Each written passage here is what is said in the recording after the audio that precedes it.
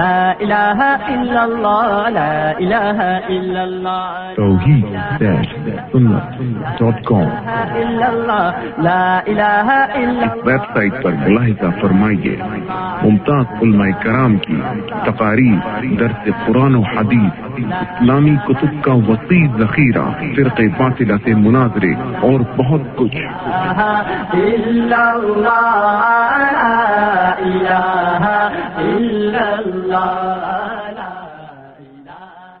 وسلام على عباده الذين اصطفى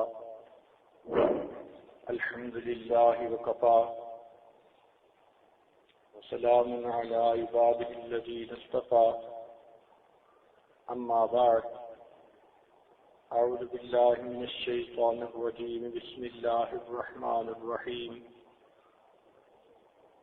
ومن آياته أن خلق لكم من أنفسكم أزواجا لتسكنوا إليها وجعل بينكم مودة ورحمة إن في ذلك لآيات لقوم يتفكرون وقال الله تعالى في مقام آخر الطيبات للطيبين والطيبون للطيبات وفي مقام آخر الخبيثات للخبيثين والخبيثون للخبيثات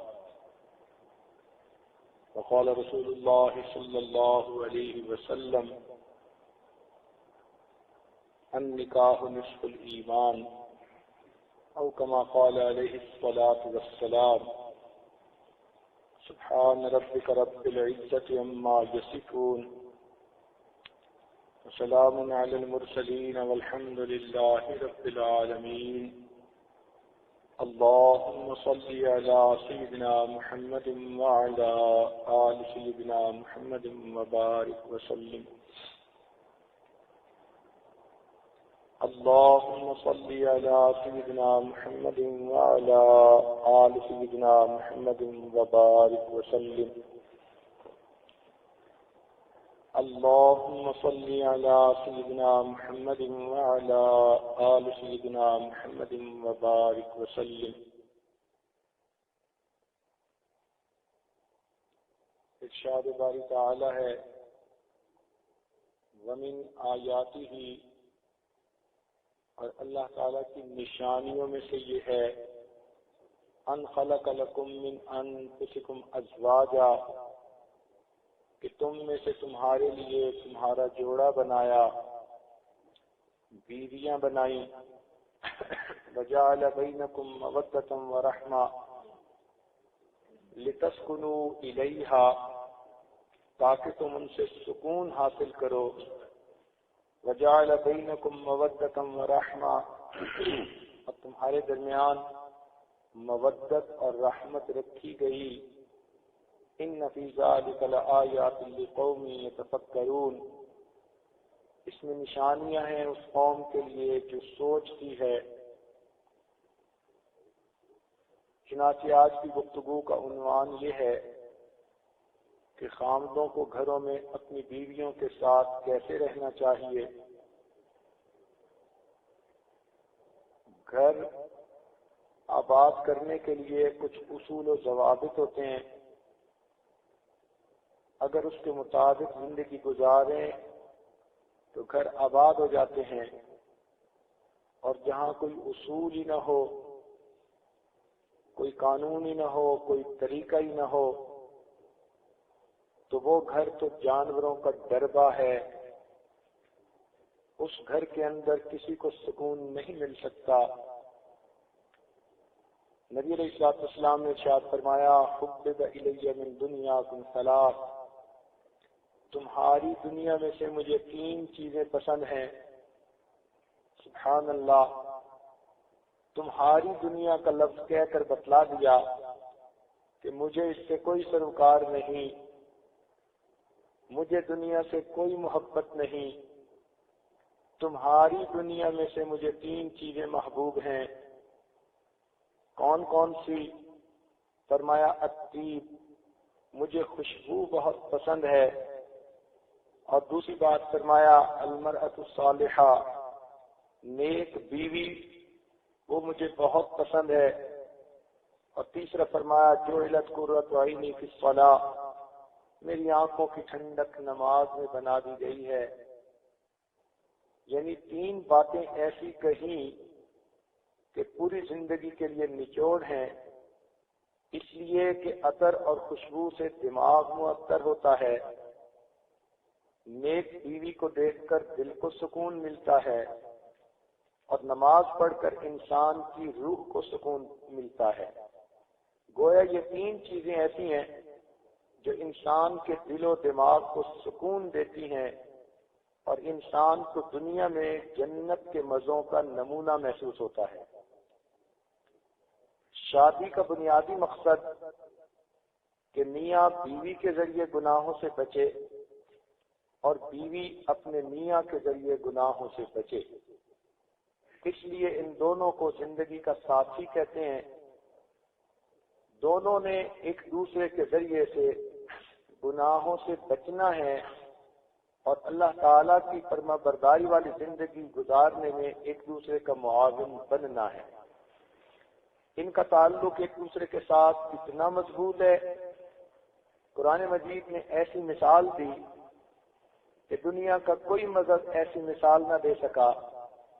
ارشاد فرمایا ہن لباس لکم وانتم لباس لہن، تمہاری بیویاں تمہارے لیے لباس کی مانند ہیں اور تم اپنی بیویوں کے لیے لباس کی مانند ہو۔ لباس کے دو فائدے، ایک تو اس سے انسان کے بدن کے عیب چھپ جاتے ہیں۔ اگر بے لباس مرد کو کہیں کہ لوگوں میں چلا جائے تو شرم کے مارے اس کو پسینہ آ جائے، اور اگر اسے لوگوں کے سامنے بے لباس کوئی زبردستی کر دے تو جی چاہے کہ زمین پھٹے اور میں اندر اتر جاؤں۔ تو اس طرح انسان اپنے جسم کے اعضاء کو دوسروں سے چھپاتا ہے، یہ ایک قدرتی شرم اور حیا کا تقاضا ہے۔ تو لباس کا ایک فائدہ کہ یہ انسان کے عیبوں کو چھپاتا ہے، اور دوسرا فائدہ کہ یہ انسان کو زینت بخشتا ہے۔ چنانچہ جسم تو چادر سے بھی چھپ جاتا ہے، مگر ہم اچھا لباس پہنتے ہیں سنت طریقے سے، سر پہ امامہ ہو، جبہ ہو، نیچے تہبند یا پاجامہ شلوار ہو، تو اس طرح پہن کر جب ہم چلتے ہیں تو لوگ شخصیت کو دیکھ کر متاثر ہوتے ہیں۔ معلوم ہوا کہ کپڑوں نے انسان کی شخصیت کو زیبائش بخشی۔ تو یہ دوسرا فائدہ ہے۔ یہی دو مثالیں میاں بیوی کے تعلق کے لیے کہی جا سکتی ہیں کہ اگر بیوی نہ ہو تو خامن اپنے جنسی تقاضوں کے پیچھے معلوم نہیں کہاں کہاں منہ مارتا پھرے اور لوگوں کے سامنے ذلت و رسوائی اٹھاتا پھرے۔ میاں بیوی کی زندگی کی وجہ سے اس کی شخصیت کے عیب چھپ گئے۔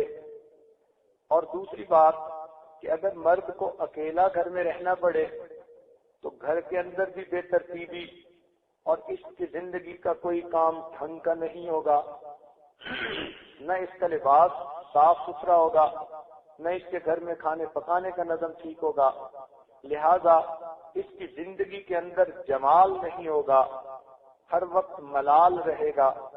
تو بیوی کے آنے سے انسان کی زندگی کو زینت نصیب ہو جاتی ہے۔ اور ایک تیسری چیز ہے جو اس عاجز کی سمجھ میں آتی ہے کہ لباس انسان کے جسم کے سب سے زیادہ قریب ہوتا ہے۔ کوئی بھی چیز ایسی نہیں جو لباس سے زیادہ انسان کے جسم کے قریب ہو۔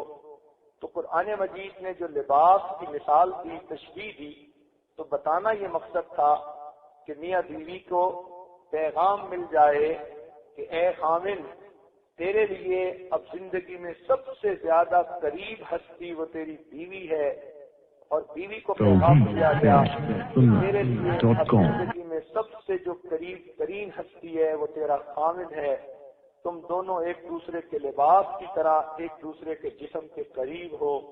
تو جب کوئی چیز اتنی قریب ہوتی ہے تو صاف ظاہر ہے کہ اس سے انسان کو محبت ہوتی ہے، تعلق ہوتا ہے۔ تو قرآن مجید نے میاں بیوی کے درمیانی تعلق کو اتنے خوبصورت لفظ کے ساتھ تشبیہ دے کر واضح کر دیا کہ انسان کی عقل اس بات پر حیران ہوتی ہے۔ تاہم شادی کا بنیادی مقصد قرآن مجید میں یہ ہے لِتَسْكُنُوا إِلَيْهَا کہ تاکہ تم اس سے سکون پاؤ۔ معلوم ہوا کہ جو لوگ شریعت و سنت کے اصولوں والی زندگی گزارتے ہیں ان کی زندگی میں سکون ہوتا ہے، اور جہاں آپ دیکھیں کہ میاں بیوی کی زندگی میں سکون نہیں، ہر وقت کا جھگڑا ہے، چخ چخ ہے، ہر وقت کی جلی کٹی باتیں ایک دوسرے کو کرتے سناتے ہیں، بحث مباحثہ ہے، سمجھ لیں کہ کہیں نہ کہیں دال میں کالا ہے، یا بیوی کی طرف سے کوتاہی ہے یا میاں کی طرف سے کوتاہی ہے۔ اور عام طور پر ہمارا تجربہ یہ کہ دونوں طرف سے کوتاہی ہوتی ہے، تالی ایک ہاتھ سے نہیں بجتی، دونوں ہاتھوں سے بجا کرتی ہے۔ تو جب دونوں طرف کمیاں کوتاہیاں ہوتی ہیں تو پھر زندگی کا سکون غارت ہو جاتا ہے، اور انسان کے گھر کی زندگی اس کے لیے جہنم کا نمونہ بن جاتی ہے۔ اب اس پرسکون زندگی کو حاصل کرنے کے لیے قرآن مجید نے 2 لفظ بتائے، وَجَعَلَ بَيْنَكُمْ مَوَدَّةً وَرَحْمَةً، اور تمہارے درمیان مودت اور رحمت رکھ دی گئی۔ مودت کہتے ہیں آپس کے پیار جس میں دوستی کا انداز زیادہ ہو، اس کو مودت کہتے ہیں۔ اور واقعی شادی شدہ زندگی میں 2 حصے ہوتے ہیں، ایک جوانی کا حصہ اور ایک بڑھاپے کا حصہ۔ جوانی میں میاں بیوی اگر کسی وقت ایک دوسرے سے لڑ جھگڑ بھی بیٹھتے ہیں تو جنسی تقاضا ایسا ہوتا ہے کہ تھوڑی وقت میں پھر ایک دوسرے کے ساتھ اکٹھے ہوتے ہیں، دونوں کو جنسی خواہش مجبور کرتی ہے کہ ایک دوسرے کے ساتھ اکٹھے ہوں۔ تو معلوم ہوا کہ جوانی کے اندر تو جنسی کشش بھی دونوں کو اکٹھا رکھتی ہے، اس لیے اس میں مودت کا لفظ استعمال کیا، یعنی دونوں میں دوستی کا پہلو غالب ہوتا ہے۔ لیکن جب بوڑھا ہو جاتا ہے انسان تو پھر اس وقت میاں کو بیوی کی ضرورت نہیں، بیوی کو میاں کی ضرورت نہیں، وہ جنسی تعلق یا تو بہت کمزور ہو جاتا ہے یا پھر بالکل ختم ہو جاتا ہے۔ تو جوڑ کے رکھنے والا وہ جو جنسی تقاضا تھا وہ تو ختم ہو گیا۔ اب دونوں میاں بیوی کیسے مل کر زندگی گزاریں گے؟ تو قرآن مجید کا خوبصورت انداز دیکھیے، بلاغت دیکھیے، قرآن مجید کا اعجاز دیکھیے کہ اس کے لیے رحمت کا لفظ استعمال کیا۔ رحمت کا مراد دوسرے کے اوپر شفقت کا ہونا، ترس کھانا۔ کیا مطلب کہ اب تمہاری بیوی نے جوانی تمہاری خاطر لٹا دی، اب وہ بڑھیا ہو چکی ہے، اگرچہ اب تمہاری ضرورت کے قابل نہیں، لیکن اتنا عرصہ تمہاری خدمت وہ کر چکی، آفٹر آل اس کا بھی تو کوئی اس کو صلہ ملنا چاہیے۔ اس لیے قرآن مجید نے رحمت کا لفظ استعمال کیا۔ چنانچہ بڑھاپے میں خامن کو یہ سوچنا چاہیے کہ جس عورت لڑکی نے اپنی جوانی میرے نام پر گزار دی، میرے بچوں کی تربیت میں گزار دی، میری خاتمہ بن کر اس نے میری زندگی میں جوانی گزار دی، اب وہ بڑھاپے میں اگر بیمار بھی ہے، اب بڑھاپے میں اگر وہ ہڈیوں کا ڈھانچہ بھی ہے، جیسی کیسی ہے، اب اس کا کریڈٹ اتنا بن چکا کہ مجھے اس کو اپنے ساتھ رکھنا ہے اور مجھے اس کو اپنے سے دور نہیں کرنا۔ اسی طرح بیوی بھی سوچے کہ خامن نے اپنی ساری جوانی تو میرے اور بچوں کے لیے گزار دی، اب یہ بیماریوں کا مجموعہ بن گیا، مجھے اس کی خدمت اس لیے کرنی ہے کہ اتنا عرصہ اس نے مجھے محبت دی، پیار دیا، شفقت دی، لہذا یہ رحمت، یہ ترس کا پہلو جب ایک دوسرے پر غالب ہوگا تو پھر بڑھاپے میں بھی دونوں آپس میں محبت ہوگی۔ بڑھاپے میں انسان کو نسیان کا مرض ہو جاتا ہے، بڑھاپے میں انسان ذرا جلد بازی طبیعت میں آ جاتی ہے، غصہ زیادہ ہو جاتا ہے، لیکن جب ایک دوسرے کے اوپر رحمت اور شفقت کا معاملہ غالب ہوگا پھر ایک دوسرے کی غلطیوں سے درگزر کرنا آسان ہوگا۔ باوجود اپنی کمی کوتاہیوں کے اور بڑھاپے کی بیماریوں کے میاں بیوی بڑھاپے میں بھی محبت بھری زندگی گزاریں گے تو دین اسلام کا حسن دیکھیے کہ ازدواجی زندگی میں دو لفظ استعمال کیے، مودت کا تعلق جوانی کی زندگی کے ساتھ ہے اور رحمت کا تعلق بڑھاپے کی زندگی کے ساتھ ہے۔ بہرحال ہم اگر قرآنی تعلیمات کو اپنی مشعل راہ بنائیں گے تو یقیناً ہمیں قبر میں جانے تک اللہ تعالی سکون کی زندگی عطا فرمائیں گے۔ سنیے، اللہ رب العزت نے حضرت آدم علیہ السلام کو تو مٹی سے بنایا، لیکن جب اماں حوا کو پیدا کیا، روایات میں آتا ہے کہ حضرت آدم علیہ السلام کی پسلی سے ان کو نکالا، گویا عورت کو اللہ تعالیٰ نے مرد کی پسلی سے نکالا۔ اس میں بھی ایک میسج ہے کہ یہ میاں بیوی کے درمیان ایسا تعلق ہے، ہم نے عورت کو تمہاری پسلی سے نکالا، پاؤں سے اس لیے نہیں بنایا کہ تم اسے پاؤں کی جوتی نہ سمجھ لینا، سر پہ اس لیے نہیں بنایا کہ تم اس کو سر پہ نہ بٹھا لینا، ہم نے اسے پسلی سے بنایا ہے اور یہی تمہارے دل کے سب سے زیادہ قریب ہے، لہذا اے خامن تم اپنی بیوی کو دل کے قریب رکھنا، تمہاری زندگی اچھی گزر جائے گی۔ اللہ رب العزت نے انسان کو محبت بھری زندگی گزارنے کا حکم دیا، چنانچہ یہ شادی شدہ زندگی اسلام کے نزدیک عبادت ہے۔ اللہ تعالیٰ فرماتے ہیں لا رہبانیت فی الاسلام، رحمانیت اسلام میں نہیں، فرمایا والرہبانیت ابتدعوها ما كتبناها علیہم، کہ رحمانیت جو عیسائیوں نے گھڑ لی تھی وہ تو ایک بدعت تھی، اللہ تعالیٰ نے تو اس کا حکم نہیں دیا۔ رحمانیت یہ تھی کہ لوگ کہتے تھے شادی شدہ زندگی اللہ کی معرفت کے راستے میں رکاوٹ ہے، لہذا مرد تو عیسیٰ صفت بن کے رہیں، عورتیں ننز بن کے رہیں، ساری زندگی شادی نہ کریں تاکہ اللہ کی معرفت میں رکاوٹ نہ ہو۔ اسلام نے آ کر بات کو کھول دیا کہ نہیں، یہ تو من گھڑت بدعت ہے، شادی اللہ تعالیٰ کے تعلق میں رکاوٹ نہیں ہوتی۔ اے لوگوں، غاروں میں جا کر تم اللہ رب العزت کو نہیں پا سکتے، اللہ تعالیٰ کو جو راستہ جاتا ہے وہ جنگلوں اور غاروں سے ہو کر نہیں جاتا، ان گلی کوچوں بازاروں سے ہو کے جاتا ہے۔ تم اپنے گھروں میں اپنی بیویوں کے حقوق ادا کرو گے تو پھر اللہ تعالیٰ کا قرب پالو گے۔ لہذا دین اسلام نے جو ہے محبت و پیار کی زندگی گزارنے کی تلقین دی۔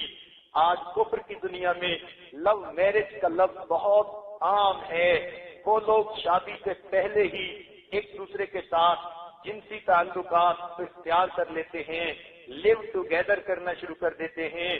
شریعت نے، اسلام نے اس کو 100% حرام قرار دے دیا اور فرمایا کہ اسلام میں لو میرج کا تصور نہیں بلکہ لو آفٹر میرج کا تصور ہے۔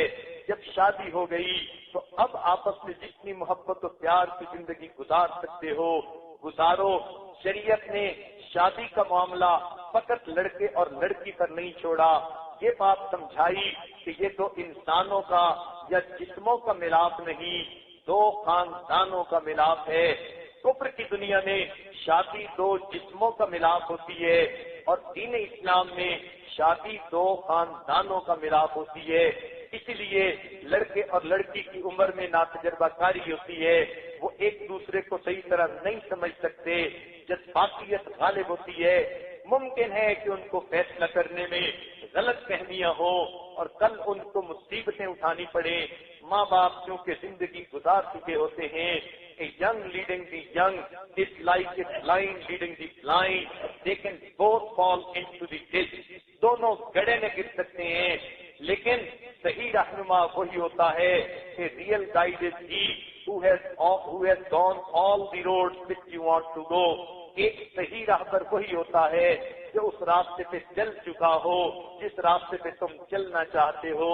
تو ماں اور باپ زندگی گزار چکے ہوتے ہیں، اس لیے شریعت نے کہا کہ لڑکے اور لڑکی کو چاہیے کہ شادی کے معاملے میں ماں باپ کی تجویز کو بھی زیادہ وزن دے، ان کو موقع دے، وہ چناؤ کریں اور چننے کے بعد لڑکے سے بھی پوچھا جائے، لڑکی سے بھی پوچھا جائے، اگر 2-4 پرپوزل موجود ہیں ان میں سے جو زیادہ بہتر نظر آتی ہے اس کو لڑکا بھی اور لڑکی بھی اپنی پسند کے ساتھ اظہار کر دیا جائے۔ اس طرح جب سب مل کر کریں گے تو پھر ایک ایسا کام ہوگا کہ جس میں سب کی کنسنٹ بھی شامل ہوگی اور تجربے کی وجہ سے دھوکہ کھانے کے بھی چانسز کم ہوں گے، کیونکہ کفر کی دنیا میں لڑکا لڑکی مل کے شادی کرتے ہیں، بڑوں کی اس میں کوئی برکت شامل نہیں ہوتی، کوئی مشورہ شامل نہیں ہوتا، اس لیے وہاں پر ایک دو سال شادی سے پہلے اکٹھے رہنے کے باوجود جب شادی کرتے ہیں تو ڈائیورس ریٹ 90% سے زیادہ ہو جاتا ہے۔ اب ذرا غور کیجئے، جس معاشرے میں 90% عورتوں کو طلاق ہو جائے، بھلا ان کو دل پر سکون کہاں ملے گا؟ دھکے کھاتی پھرتی ہیں، کبھی ادھر للچا کے دیکھتی ہیں، کبھی ادھر بے سہارا محسوس کرتی ہیں اپنے آپ کو، مگر دین اسلام نے کمزوری کو سامنے رکھتے ہوئے عورت پر شفقت فرمائی اور اس کو یہ پروٹیکشن دی کہ نہیں، نکاح کے ذریعے حامل تمہارا ذمہ دار بنے گا اور تمہارے ماں باپ اس میں شریک ہوں گے، لہذا وہ تمام رشتے جن میں ماں باپ کی دیکھ اور دیندار ہو اور نیکی اور دینداری کو سامنے رکھیں، بچہ اور بچی بھی اپنی نیکی سامنے رکھیں اور پھر رشتے دین پر طے ہوں، ایسے تمام گھرانوں کے اندر سکون ہوتا ہے اور محبتیں ہوتی ہیں اور پیار ہوتا ہے۔ اس لیے دین اسلام نے لو آفٹر میرج کا تصور دیا۔ جب نکاح ہو گیا، جتنی محبت کرو گے اتنا اللہ تعالیٰ کی طرف سے اجر ملے گا۔ اس اجر کا تصور یہاں تک پیش کیا گیا کہ نبی علیہ السلام نے ارشاد فرمایا کہ جب میاں اپنی بیوی کو دیکھ کر مسکراتا ہے، بیوی اپنے میاں کو دیکھ کر مسکراتی ہے، اللہ تعالیٰ ان دونوں کو دیکھ کر مسکراتے ہیں۔ اس سے اندازہ لگانا چاہیے کہ اللہ تعالیٰ محبتوں بھری زندگی کو کتنا پسند کرتے ہیں۔ ہمارا ایک تجربہ ہے کہ ہمارے اس ماحول، مسلمانوں کے ماحول میں 99% مسلمان بچیاں شادی کے وقت جب گھر سے رخصت ہوتی ہیں تو ان کے دل کی یہ نیت ہوتی ہے کہ میں نے آج جا کر اپنا گھر بسانا ہے۔ 99% بچیاں گھر بسانے کی نیت سے گھر سے رخصت ہوتی ہیں، آگے خامد سے منحصر ہے، اگر اس نے صحیح برتاؤ کیا گھر آباد ہو گیا، اگر اس نے مس ہینڈل کر لیا گھر برباد ہو گیا۔ تو گھر کی بنیاد یہ خامد پر منحصر ہوتی ہے کہ وہ کس طرح بیوی کو رکھتا ہے۔ بیوی تو آتی ہی اسی نیت کے ساتھ ہے کہ میں نے تو اپنا گھر بسانا ہے، آخر کار اس نے ماں کو کیوں چھوڑا، باپ کو کیوں چھوڑا، بہن بھائیوں کو کیوں چھوڑا، اپنے وطن کو کیوں چھوڑا، اپنے گھر کو کیوں چھوڑا؟ سب کچھ اس لیے کہ ایک بندے کی خاطر کہ میں جاؤں گی تو اس کا گھر بتاؤں گی۔ جو بچی اتنی قربانیاں دے سکتی ہے وہ اس سے زیادہ بھی قربان کر سکتی ہے، مگر اس کو خامد سے محبت ملنی چاہیے، پیار ملنا چاہیے، اچھے اخلاق ملنے چاہیے۔ تو اس سے معلوم ہوا کہ خامد کا برتاؤ اچھا ہو گھر اچھا بن جاتا ہے، خامد کا برتاؤ برا ہو گھر برباد ہو جاتا ہے۔ اسی لیے کسی نے عجیب بات کہی، house is build by hand and house is عزت و ناموس کی حفاظت ہے، home is build by heart. جب اینٹیں جڑ جاتی ہیں مکان بن جایا کرتے ہیں، لیکن جب دل جڑ جاتے ہیں گھر آباد ہو جایا کرتے ہیں۔ تو خامد کو چاہیے بیوی کو جو گھر لے کے آیا اب دل کو جوڑے اور اپنے گھر کو آباد کرے۔ دیکھیے پھر اللہ تعالیٰ کی طرف سے کیسی رحمتیں ہوتی ہیں۔ خامد حضرات کو یہ بات ذہن میں اچھی طرح ذہن نشیں کر لینی چاہیے کہ ہر عورت کے 3 تقاضے ہوتے ہیں، وہ 3 چیزوں کی طلبگار ہوتی ہے، اسے اپنی ازدواجی زندگی میں 3 چیزوں کی ضرورت ہوتی ہے، یعنی ہر شادی شدہ عورت کی 3 ڈیمانڈ ہوتی ہیں۔ ان میں سے پہلی ڈیمانڈ اس کی پروٹیکشن ہوتی ہے، اس لیے وہ گھر بار چھوڑ کے آ جاتی ہے۔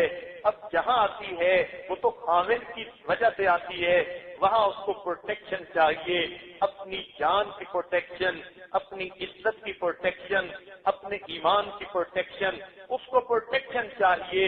کوئی ایسی جگہ ہو سر چھپانے کی جگہ اس کے پاس ہو، وہ اپنے گھر میں اپنے بچوں کے ساتھ محفوظ رہ سکے، اس کا خامد اس کی حفاظت کر سکے۔ اگر اس عورت کو پروٹیکشن کی سینس مل گئی تو اس کی ایک ڈیمانڈ پوری ہو گئی، اور یہ اس کا جو ہے فطری تقاضا ہے۔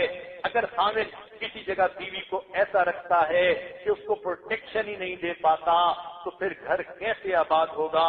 لہذا عورت کو پروٹیکشن ملنی چاہیے، اور اس کا یہ بھی ہوتا ہے کہ وہ بھی انسان ہے، یہ نہیں کہ اچھی باتیں ہوئی تو سب تو ٹھیک ہے، ذرا سی غلطی ہوئی ہم تمہیں اکھاڑ کے پھینک دیں گے جیسے کسی مرجھائے ہوئے پودے کو پھینک دیتے ہیں، تو یہ سیلف آف پروٹیکشن اس کے اندر نہیں ہوتی۔ خامد ایسی محبت دے کہ بیوی یہ سمجھے کہ یہ میری اچھائی کو بھی قبول کرے گا، اور اگر مجھ سے کوئی کوتاہی ہوئی اس کے اندر حلم اتنا ہے، صرف اتنا ہے کہ یہ میری کوتاہی کو بھی قبول کرے گا، اصلاح کی کوشش کرے گا، یہ نہیں کہ مجھے توڑ کے پھینک دے گا۔ لہذا سب سے پہلی چیز جو بیوی کی ضرورت ہوتی ہے اس کو پروٹیکشن چاہیے، خامد اس کی اچھائی اور برائی کا ذمہ دار بنے، بیوی کو یہ تسلی دے کہ ہاں تم اب میری خاطر جہاں آئی ہو، اب تمہارے نفع نقصان کا میں ذمہ دار ہوں۔ جب خامد کو بیوی یوں محسوس کرے گی کہ یہ میرا سہارا ہے، میرے ساتھ، یہ میرے لیے جو ہے زندگی کا سایہ ہے، مجھے اللہ تعالیٰ نے ایک آسمان کی چھت عطا کر دی اور ایک خامد کے گھر کی چھت عطا کر دی، میں دو چھتوں میں رہتی ہوں، مجھے اب کیا فکر کی ضرورت ہے؟ اور اس کے اندر سے فیئر آف اننون نکل جاتا ہے، کل کو کیا ہوگا، میرے مستقبل کا کیا بنے گا، عورت کے ذہن سے یہ خطرہ دور ہو جاتا ہے، لہذا عورت گھر میں پرسکون ہو جاتی ہے۔ تو سب سے پہلی چیز ازدواجی زندگی میں عورت کو پروٹیکشن کی ضرورت ہوتی ہے، اور خامد کو چاہیے کہ وہ یہ پروٹیکشن اسے پرووائڈ کرے۔ دوسری اس کی ڈیمانڈ جو اس کی شادی شدہ زندگی میں اس کی ضرورت ہوتی ہے کہ اس کو اپنے میاں کی اٹینشن چاہیے ہوتی ہے، خامد کی توجہ چاہیے، خامد اپنی بیوی کو وقت دے، اس کے ساتھ وقت گزارے، اس کا حال احوال پوچھے، یہ نہیں کہ خامد جو ہے وہ دفتر کے کاموں میں مصروف ہے اور بیوی گھر میں بیمار ہے تو کئی دن اس کی طبیعت پوچھنے کی فرصت نہیں، اس کو ڈاکٹر کے پاس لے جانے کی فرصت نہیں۔ جب عورت کو جو ہے یہ محسوس ہوگا کہ میرا خامد کو مجھے توجہ ہی نہیں دیتا، میری جو ہے وہ کسی ضرورت کا خیال ہی نہیں رکھتا، تو عورت کبھی بھی پرسکون زندگی نہیں گزار سکتی۔ لہذا خامد کی ذمہ داریوں میں سے ہے کہ وہ اپنی بیوی کو اٹینشن دے۔ اٹینشن کا یہ مطلب نہیں ہے کہ گھر آ کے وقت کو گزار لیا مگر سارا وقت لڑتے جھگڑتے گزار دیا، اسے اٹینشن نہیں کہتے، یہ تو الٹا دوسرے کو بے سکون کر دینا ہوتا ہے۔ اٹینشن سے مراد کہ دوسرے کو توجہ ملے، اس کو سیٹسفیکشن ملے، ہر طرح کی سیٹسفیکشن، مورل سیٹسفیکشن اس کو دینا، یہ بھی خامد کی ذمہ داری۔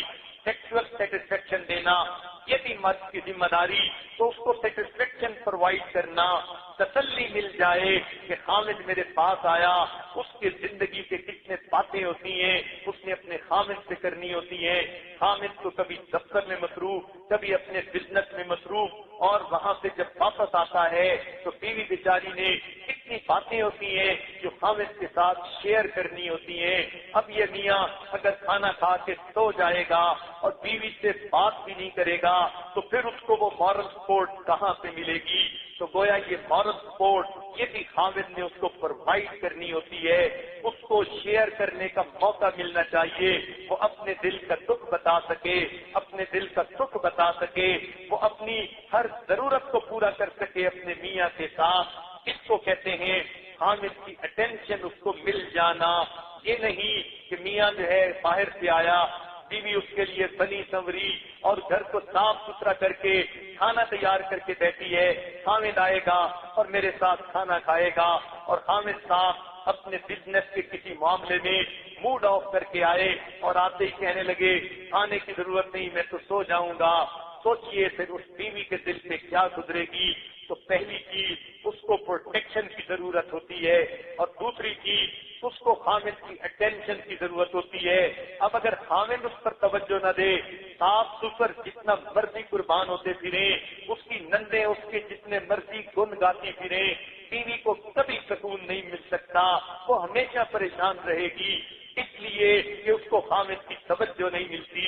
اس لیے کتنی مرتبہ دیکھا کہ اپنے میں رشتہ داریاں ہوتی ہیں، خامس اپنی خالہ کے گھر جاتی ہے، سب لوگ اس کے ساتھ بہت اچھے ہوتے ہیں، مگر اس کا میاں کسی بری عادت میں گرفتار ہوتا ہے، ہوش میں ہی نہیں ہوتا، پینے پلانے کے چکر میں ہوتا ہے، ایسی عورت کو کبھی بھی سکون نہیں مل سکتا، اس لیے کہ جس کی خاطر وہ گھر چھوڑ کے آئی اب کوئی اس کو توجہ نہیں دے پاتا تو پھر اس کو کیسے سکون ملے گا؟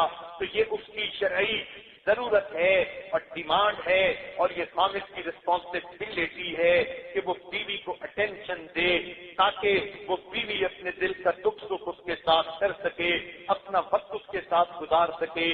اور ایک تیسری چیز کہ بیوی چاہتی ہے جب میں خامن کے لیے ہر چیز کی حفاظت کرتی ہوں، خامن کے کہنے کے مطابق ہر کام کو پورا کرتی ہوں، تو میرے اچھے کام پر مجھے شاباش ملنی چاہیے، تعریف ہونی چاہیے، میری قدر ہونی چاہیے۔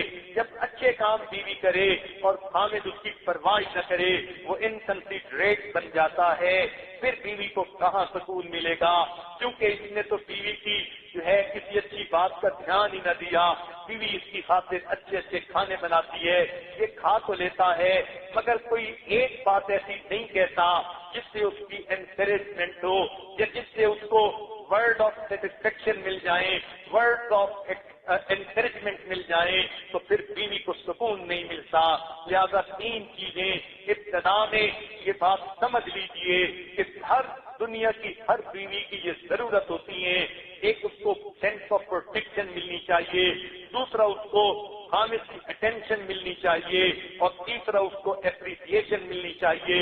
اس لیے کہ یہ اپریسیشن انسان کی فطرت ہے۔ اس بندہ اچھا کام کرتا ہے تو چاہتا ہے کہ میرے اچھے کام کو اچھا کہا جائے، تو اگر کوئی اچھے کو اچھا نہ کہے اس کا دل ٹوٹتا ہے۔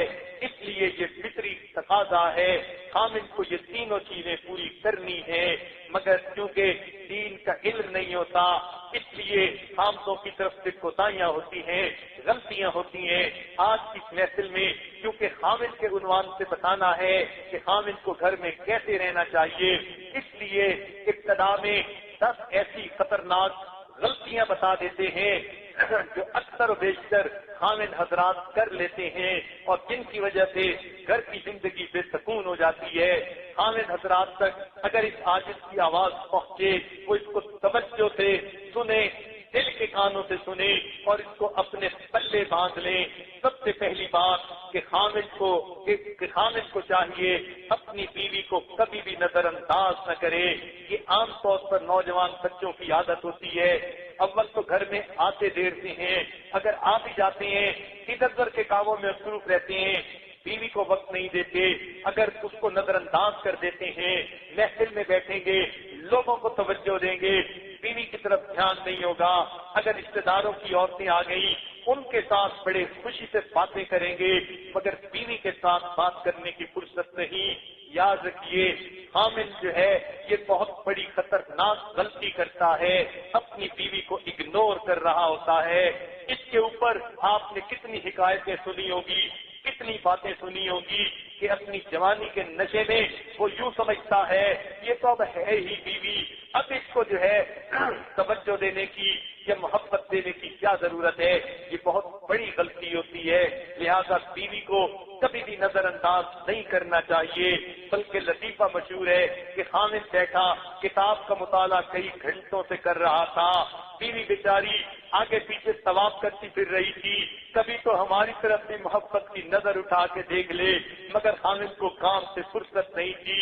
چنانچہ جب اس نے دیکھا اب تو سونے کا وقت بالکل ہی قریب آ گیا اور اس کی تو آنکھیں ہی بند ہو رہی ہیں، تو بیوی قریب آئی اور آ کر کہنے لگی کاش میں بھی کوئی کتاب ہوتی، اتنے گھنٹے آپ مجھے بھی بیٹھ کے دیکھتے رہتے۔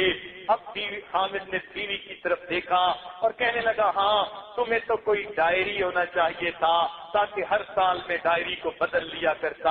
اب اگر خامن کی سوچ ایسی ہوگی سوچئے پھر جو ہے بیوی کو کہاں سکون ملے گا۔ تو سب سے پہلے کہ بیوی کو کبھی بھی نظر انداز نہیں کرنا چاہیے۔ اگر دوسروں کے ساتھ محبت و پیار سے باتیں کرتا ہے محرم عورتوں سے، تو بیوی تو ان سے بھی زیادہ محبت و پیار کی مستحق ہے، اس سے بھی محبت کی باتیں کرنی چاہیے۔ بلکہ کسی کافر نے اپنے ماحول کے اندر یہ بات کہی کہ جس پیار کی نظر سے حامد اپنے ہمسائے کی لڑکی کو دیکھ لیتا ہے، اگر کبھی اس نظر سے ایک مرتبہ دن میں ایک بار اپنی بیوی کو دیکھ لے تو اس کا گھر کبھی برباد نہیں ہوگا۔ تو معلوم ہوا کہ حامد کو چاہیے اپنی بیوی کو نظر انداز کبھی بھی نہ کرے، اس کو بھرپور توجہ دے، اس کو محسوس کروائے کہ نہیں، میرے نزدیک تم بہت کچھ ہو، میرے ہاتھ میرے دل میں تمہارے لیے بڑی جگہ ہے، بڑا مقام ہے، تو یہ بیوی کو سیٹسفیکشن مل جاتی ہے۔ تو یہ خطرناک غلطی انسان کبھی نہ کرے کہ بیوی کو نظر انداز نہ کرے۔ کئی خاوند آپس میں بیٹھ کے باتیں کرتے ہیں، اور جی میں نے تو کبھی بیوی کو کوئی ویلیو ہی نہیں دی، وہ پرلے درجے کے بے وقوف ہوتے ہیں، ان کو شریعت کا پتہ ہی نہیں ہوتا، لگتا ہے شریعت کی ہوا ہی نہیں لگی ہوتی، اس لیے وہ کہتے ہیں ہم تو اپنی بیوی کو نظر انداز کرتے ہیں۔ یہ پہلی خطرناک غلطی۔ اور دوسری خطرناک غلطی یہ کرتے ہیں کہ بیوی کے سر پہ ہر وقت تلوار طلاق والی لٹکا دیتے ہیں، ذرا سی کوئی بات ہوئی میں تمہیں فیصلہ دے دوں گا، میں تمہیں گھر پہنچا دوں گا، تم کیا سمجھتی ہو، مجھے کئی رشتے ملتے ہیں، میں تمہیں یہ چھوڑ دوں گا۔ یاد رکھنا، جس خامن نے بیوی کے سر پہ طلاق کی تلوار لٹکا دی، اب اس بیوی کو کبھی سیٹسفیکشن نہیں ہو سکتی۔ خامن کو ایک دفعہ کہہ کے چلا گیا میں تمہیں طلاق دے دوں گا ورنہ، اور وہ تو نہیں سوچتا کہ بیوی کے ذہن کے اندر کیا طوفان مچ گیا، اس کو جو ہے اب بے سہارا اپنی ذات نظر آنے لگ گئی، اب وہ بیٹھ کے سوچتی رہتی ہے اگر یہ بندہ مجھے چھوڑ ہی دے تو میرا بنے گا کیا۔ اب وہ کیا کرتی ہے، یا تو پھر والدین سے اپنی ایکویشن اور پکی کر لیتی ہے، ان کو اپنی ہر بات میں رازدار بناتی ہے، اگر مجھے خامد کبھی دھکا دے دے کم از کم میں اپنے ماں باپ کے پاس تو چلی جاؤں، کیونکہ اب اس کو سینس آف پروٹیکشن نہیں رہی۔ یا کبھی وہ یہ سوچتی ہے کہ اگر حامد مجھے چھوڑ دے میں کیا کروں، چنانچہ وہ کہے گی اچھا میں جاب کر لوں گی، ماں باپ کے گھر تو جا نہیں سکتی، اس لیے مجھے اپنے آپ کو جو ہے سنبھالنا ہے، لہذا اب اس کے ذہن میں شیطان الٹی سیدھی باتیں ڈالے گا، تم اس طرح اپنے آپ کو سپورٹ کر لینا، تم اپنا تعلق فلاں سے بھی رکھو فلاں سے بھی رکھو۔ بلکہ ہم نے تو یہ تجربہ کیا کہ جو لوگ کہتے ہیں ہم تمہیں طلاق دے دیں گے، بات بات پر ان کی بیویاں اگر دیندار نہ ہو تو وہ دوسرے مردوں کے چکر میں پڑ جاتی ہیں، ان کو بھی سینڈ بائی کے طور پر رکھتی ہیں، پھر ان کے ذہن میں گناہ نہیں رہتا، شیطان ان کو سکھاتا ہے یہ خامد کو پتہ نہیں سب تمہیں چھوڑ دے اور ماں باپ کے گھر جا کے تو میں نے بیٹھنا نہیں، لہذا اب مجھے کسی اور کو سینڈ بائی رکھنا چاہیے، لہذا یہ عورت اپنے خامد کے گھر رہتے ہوئے کسی نہ کسی سے اپنا تعلق اس درجے میں رکھتی ہے اگر یہ مجھے چھوڑے تو کوئی دوسرا اپنانے والا ہو۔ معلوم ہوا کہ یہ الفاظ، یہ تھریٹ ایسی ہے کہ یہ عورت کے لیے گناہوں کا دروازہ کھول دیتی ہے۔ خامدوں کو عقل کے ناخن لینے چاہیے اور یہ لفظ ان کو قطعاً استعمال نہیں کرنے چاہیے۔ جب بیوی بنا کے اپنا لیا، اب زندگی گزارنے کے سودے ہیں، جب تم اس کو تسلی دو گے وہ تمہارا گھر آباد کرے گی، تو یہ کتنی بے وقوفی کی بات ہے۔ چھوٹی چھوٹی باتوں میں اس کو کہتے ہیں میں تمہیں ڈائیورس کر دوں گا، میں تمہیں گھر پہنچا کے آؤں گا، ہاں میں تمہیں ماں باپ کے گھر بھیج دوں گا۔ تو اس سے کیا ہوتا ہے کہ عورت کے ذہن میں فیئر آف ان نون رہتا ہے، لہذا وہ خامد کے ساتھ کبھی وفادار نہیں رہتی۔ خامد نہیں سمجھتا طلاق کا لفظ عورت کے لیے بجلی کی طرح ہوتا ہے، لہذا اس لفظ کو کبھی بھی استعمال نہیں کرنا چاہیے۔ ویسے بھی حدیث پاک میں آتا ہے کہ جتنی چیزوں کو اللہ نے جائز فرمایا ان میں سب سے ناپسندیدہ چیز طلاق ہے، تو شریعت نے اس کو پسند نہیں کیا۔ ہاں ضرورت اور موقع کے مناسب کبھی ضرورت پڑ جاتی ہے کہ طلاق ہی علاج ہوتا ہے کسی کے حل کے مسئلے کا، تو اس لیے شریعت نے جائز تو کہہ دیا مگر اس کو پسند نہیں کیا، لہذا خامدوں کو چاہیے طلاق کا لفظ کبھی اپنی زبان سے مت نکالیں۔ چنانچہ ہمارے تجربے میں ایک بات آئی، ایک میاں بیوی تھے، میاں صاحب نے ایم اے کیا ہوا تھا، کالج کے اندر پروفیسر تھے، اور ان کی بیوی نے M A L L B کیا ہوا تھا، دونوں نیک دیندار تھے، جوان العمر تھے، مگر دونوں کے گھر میں کھٹ پٹ رہتی تھی، کوئی پرسکون زندگی نہیں تھی۔ شادی کو 7 سال گزر گئے، 7 سالوں میں کوئی سکون کا دن انہوں نے شاید گزارا ہوگا۔ چنانچہ جب دونوں سلسلے میں داخل ہوئے تو دونوں کے اپنی اپنی طرف سے یہ بات پہنچائی.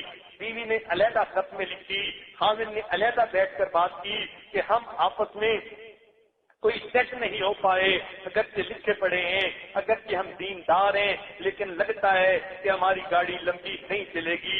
اس عاجز نے ذرا دونوں سے بات معلوم کی تو پتہ چلا کہ میاں صاحب کی عادت تھی ذرا سے غصے میں آ کے کہہ دیتے میں لکھا پڑھا ہوں, پروفیسر ہوں, اور اگر تم جو ہے میری بات نہیں مانو گی میں تمہیں طلاق دے کے دوسری شادی کر لوں گا. جس کی وجہ سے عورت کے اندر انسیکیورٹی آ گئی تھی اور وہ بھی پھر میاں کے ساتھ جھگڑے کرتی تھی. جب اس عاجز نے ڈائگنوز کر لیا کہ ان دونوں کے درمیان اصل مرض یہ ہے تو ایک مرتبہ دونوں کو بلایا, بیوی پردے میں آئی, حامد آیا, حامد اور بیوی کو بٹھا کر کہا آپ دونوں کا جو ہے خوشیوں کا ایک حل اس عاجز کے پاس موجود ہے. وہ کہنے لگے کیا؟ میں نے حامد سے کہا وعدہ کرو گے کہ اس کو پورا کرو تو پھر میں وہ حل آپ کو بتاتا ہوں, مگر اس کے بعد تمہاری زندگی جنت کا نمونہ بنے گی. وہ بڑے حیران ہو گئے, ایسا کون سا حل ہے؟ میں نے حامد سے وعدہ لیا کہ یہ میرے ساتھ وعدہ کرو کہ تم اپنی بیوی کو طلاق نہیں دے سکتے جب تک کہ تم مجھ سے مشورہ نہیں کر لو گے, اور میں بھی ہاں نہیں کہہ دوں گا. خامد نے جب یہ وعدہ کیا اب بیوی کو پروٹیکشن مل گئی, سیکیورٹی مل گئی. چنانچہ جب واپس گئے اس کے بعد کبھی بھی ان کے درمیان دوبارہ جھگڑا نہیں ہوا, اس لیے کہ بیوی کو اب یقین ہو گیا حضرت صاحب سے میرے خامد نے وعدہ کر لیا اب یہ طلاق مجھے نہیں دے سکتا, لہذا اب اس کو زندگی کی سکون نصیب ہو گیا. تو خامد لوگ یہ بہت بڑی کوتاہی کر لیتے ہیں, ان کو پتہ ہی نہیں ہوتا کہ یہ لفظ عورت کے ذہن میں کتنا انقلاب برپا کر دیتا ہے, اس کو ذہن میں منافقت پیدا کر دیتا ہے, اس کی شخصیت کو توڑ کے دو میں بدل دیتا ہے, سپلٹ پرسنالٹی وہ بن جاتی ہے. طلاق کا نام سن کر اس کے دماغ میں شیطان کسی دوسرے غیر محرم کا تعلق ڈال دیتا ہے, گناہوں کے دروازے کھل جاتے ہیں. وہ بتاتی گھر کسی اور کا ہے مگر دل میں کسی اور کو بتا رہی ہوتی ہے. یہ کتنی واہیات اور بری بات ہے. لہذا خامدوں کو چاہیے کہ وہ طلاق کی تھریٹ کبھی بھی نہ دیں. ہاں مسائل ہوتے ہیں, پرابلمز ہوتے ہیں, ان کے جائز اور بھی طریقے ہیں سمجھانے کے. ایک طلاق کا لفظ کو سمجھانے کے لیے اللہ نے نہیں بنایا, لہذا چاہیے کہ ہمیں اس کے سمجھانے کا طریقہ جو ہے وہ اختیار کرنا چاہیے. قرآن مجید میں جہاں میاں بیوی کے درمیان کوئی رنجش ہوئی یا بیوی نے غلطی کی تو قرآن مجید نے اس کی تعریف کا طریقہ بتایا. سب سے پہلی بات سمجھائی کہ تم اس سے اپنے جو ہے وہ بولنا بند کر دو, یعنی بولنا جو ہے کم کر لو. تو جب کم کرو گے تو صاف ظاہر ہے کہ وہ تمہیں منا لے گی, غلطی سے ہٹ آئے گی. اور اگر یہ بھی نہیں تو وَاهْجُرُوهُنَّ فِي الْمَضَاجِعِ, پھر تمہیں چاہیے کہ تم اس کو جو ہے بستر جدا کر لو تو وہ پھر سمجھ جائے گی کہ میاں مجھ سے واقعی ناراض ہے. اب جب اتنی باتیں بتائی گئی تو اس میں کہیں طلاق کا لفظ تو نہیں دیا گیا, تو معلوم ہوا شریعت بھی چاہتی ہے کہ سمجھانے کے طریقے اور بھی ہیں, پہلے ان کو کیا جائے. حتیٰ کہ اگر وہ پہنچ غلطی گناہ بھی کر بیٹھی ہے, شریعت کہتی ہے اس کے بعد تم اس کو اگر مارنا بھی چاہو تو شریعت تمہیں تھوڑی اجازت دے گی, مگر اس کی بھی حدود و قیود ہیں. اور یہ عام بات پہ نہیں کہ نمک تیزوں پہ ہاتھ اٹھا لیا, یہ اس عورت کے لیے ہے کہ جو اخلاقی غلطی کر بیٹھی. اس پر بات کو حکم دیا گیا کہ پہلے تم اس سے ناراض ہو, وہ تمہیں منائے, پھر بھی نہیں سمجھی بستر جدا کر لو, پھر بھی نہیں سمجھی اب ذرا اس کو تھپڑ بھی 2-4 لگا دو, مگر پشت پہ لگاؤ, چہرے پہ نہیں لگا سکتے. ایک صاحب کہنے لگے وہ اسلام میں بیوی کو مارنے کا حکم ہے. میں نے اسے کہا کہ مارنے کا حکم تو ہے مگر کس صورتحال میں؟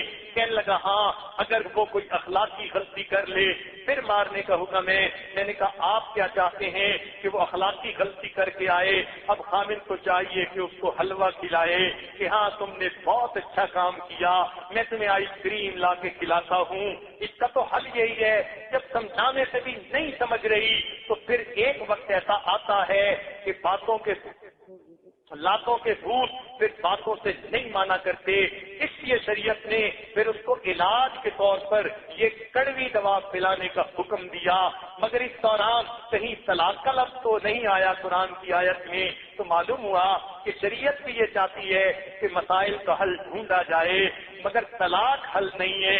طلاق کا جہاں حکم آیا شریعت کہتی ہے فَبَعْثُوا جو ہے تم بلاؤ اپنوں میں سے بھی 2 بندے، ان کے بھی 2 بندے، وہ بھی آپس میں بیٹھ کے مشورہ کریں، تو معلوم ہوا کہ طلاق سے پہلے بھی مشورت کو رکھا گیا، تو طلاق تو سب سے آخری چیز ہوتی ہے، اس سے پہلے کتنے مراحل ہیں، تو خامدوں کو یہ بات اچھی طرح سمجھنی چاہیے۔ ذرا سی بات پہ کہہ دینا تمہیں طلاق دے دوں گا، یہ انتہائی پرلے درجے کی بے وقوفی ہوتی ہے۔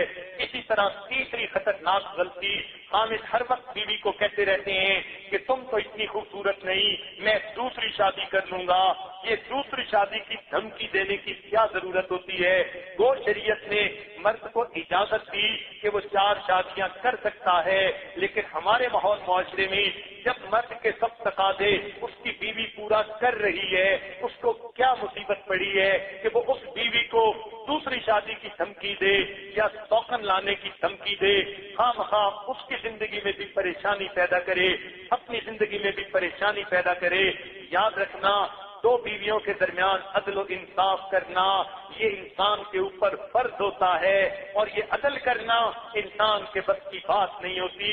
سنیے قرآن مجید اس پر گواہی دے رہا ہے، ارشاد فرمایا وَلَن تَسْتَطِيعُوا أَن تَعْدِلُوا بَيْنَ النِّسَاءِ وَلَوْ حَرَصْتُمْ، تم کتنے حریص کیوں نہ ہو جاؤ، تمہارے اندر کتنا ٹھرکی پن کیوں نہ ہو، تم 2 بیویوں کے درمیان انصاف نہیں کر سکتے۔ تو جب شریعت کہتی ہے تم انصاف کر ہی نہیں سکتے، کمزور ہو، تو پھر اتنا بڑا بوجھ کیوں لے کر قیامت کے دن اللہ کے حضور جاؤ گے؟ اس لیے حدیث پاک میں آتا ہے جس بندے کی 2 بیویاں ہوں اور وہ ان کے درمیان انصاف نہ کرتا ہو، قیامت کے دن فالج زدہ انسان کی طرح اللہ تعالیٰ کے سامنے اس کو کھڑا کیا جائے گا، اور پھر اس کو شرمندگی ہوگی کہ میں نے اپنی بیویوں میں نا انصافی کی۔ تو جب اتنا انصاف ہم کر ہی نہیں پاتے، یہ بہت بڑا چیلنج ہے، لہذا دوسری شادی کوئی چھوٹی سی بات نہیں ہوتی، تو ایسی دھمکی دینے کی کیا ضرورت ہوتی ہے؟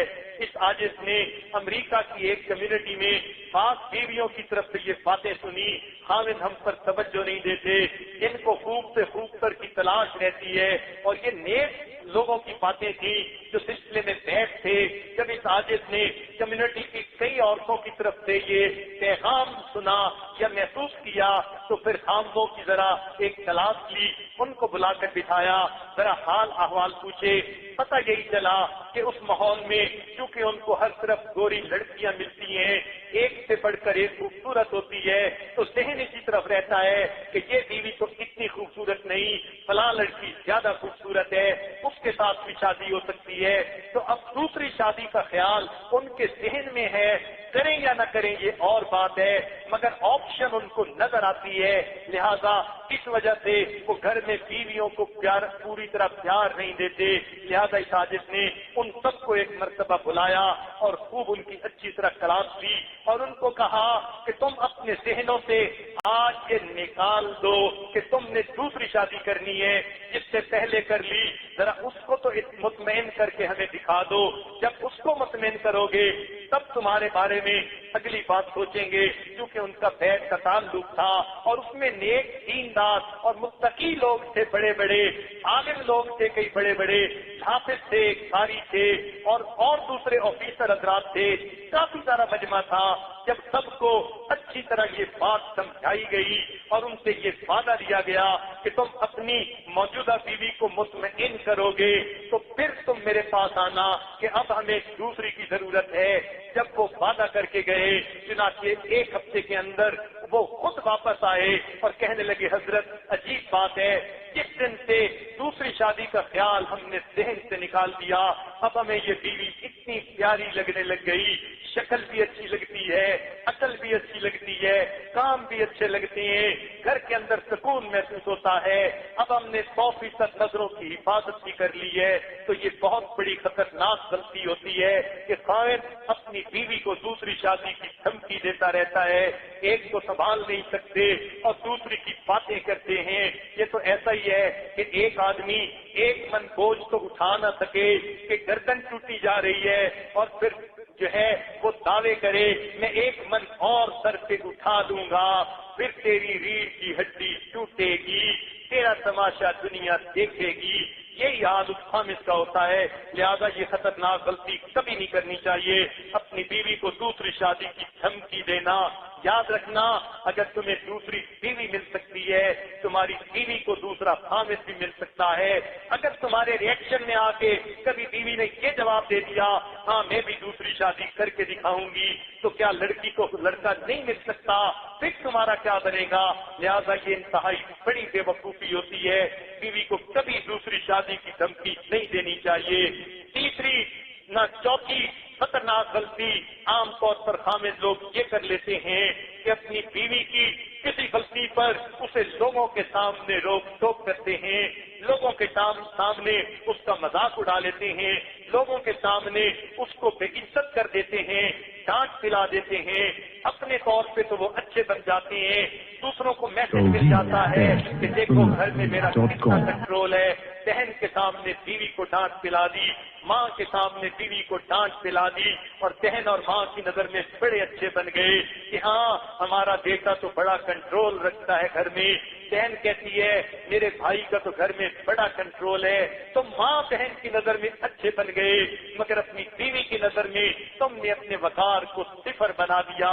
اس لیے ہر ایک کی اپنی عزت نفس ہوتی ہے، جب کسی کی عزت نفس کو مجروح کیا جائے گا تو پھر اس انسان کا دل ٹوٹ جائے گا، اور یہ چیز گناہ ہوتی ہے۔ ارے چھوٹے بچے کو لوگوں کے سامنے ڈانٹ دیا جائے، وہ رونا شروع کر دیتا ہے، اس کی عزت نفس مجروح ہوتی ہے، اور عورت تو پھر بالآخر بڑی ہوتی ہے، اس کو تو عزت نفس کی زیادہ پرواہ ہوتی ہے، لہذا اس کی عزت نفس کا خیال کرنا چاہیے، اس کو نصیحت کرنی ہے، تنہائی میں کرو، اور اگر تعریف کرنی ہے لوگوں کے سامنے کرو، اس کو زندگی کا اصول بنا لو۔ تنہائی میں بیوی کو اگر جلی کٹ بھی سنا دو گے بیچاری برداشت کر جائے گی، مگر لوگوں کے سامنے کی ذلت برداشت کرنا مشکل ہوتا ہے۔ اس لیے کسی کی ایگو کو ہرگز جو ہے ٹریگر نہیں کرنا چاہیے، اور یہ بات ذہن میں رکھیں کہ بیوی کو دوسروں کے سامنے کبھی بھی اس طرح تنقید کا نشانہ نہ بنائے۔ وہ زندگی کی ساتھی ہے، تھوڑا وقت دونوں کو علیحدگی میں ملتا ہے، ایک دوسرے کو سمجھا دو جو سمجھانا ہے۔ لوگوں میں تم اس قسم کی باتیں کرو گے تمہاری اپنی ایکویشن ان بیلنس ہو جائے گی۔ لہذا چوتھی غلطی کہ لوگوں کے سامنے اپنی بیوی کو بے عزت نہیں کرنا چاہیے، عزت نفس کو مجروح نہیں کرنا چاہیے، بلکہ ماہر نفسیات سے لکھا ہے کہ بچہ جب تنہائی میں گرتا ہے اور اس کو زیادہ چوٹ لگتی ہے وہ نہیں روتا، اٹھ کے کھڑا ہو جاتا ہے، لیکن اگر لوگوں کے سامنے گر جائے آدھی چوٹ بھی لگے رونا شروع کر دیتا ہے، اس لیے کہ لوگوں کے سامنے اس کی عزت نفس مجروح ہوتی ہے، وہ درد سے نہیں رو رہا ہوتا، عزت نفس مجروح ہونے کی وجہ سے رو رہا ہوتا ہے۔ لہذا عزت نفس کو مجروح کبھی بھی انسان نہ کرے۔ اور یہ چار باتیں ہوئی۔